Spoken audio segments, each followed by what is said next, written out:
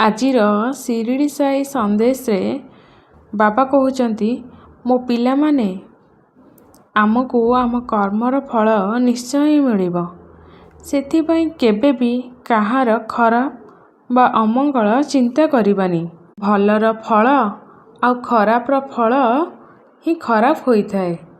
ଆଗରୁ କୁହାଯାଇଛି, ଯିଏ ଅନ୍ୟ ପାଇଁ ଗାତ ଖୋଳେ ସେ ଗାତରେ ସେ ନିଜେ ପଡ଼େ। ମୁଁ ସେଥିପାଇଁ ଖରାପ ରାସ୍ତା ଛାଡ଼ିଦିଅ ଆଉ ଭଲ ରାସ୍ତାରେ ଚାଲ।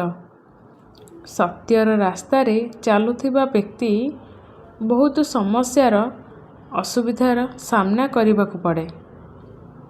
ପରନ୍ତୁ ଏମିତି ଲୋକର ସାହାଯ୍ୟ କରିବା ପାଇଁ ଭଗବାନ ତାଙ୍କର ସବୁଆଡ଼ୁ ସାହାଯ୍ୟ କରନ୍ତି।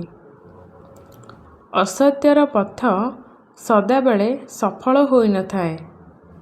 କିନ୍ତୁ ସତ୍ୟର ପଥ ଯେତେ ବି କଠିନ ହେଉନା କାହିଁକି, ସେ ଦିନେ ନା ଦିନେ ସଫଳ ହିଁ ହେବ। ଧର୍ମର ସଦାବେଳେ ଶେଷରେ ଜିତ୍ ଆଉ ଅଧର୍ମର ହାର ସଦାସର୍ବଦା ହୋଇଥାଏ।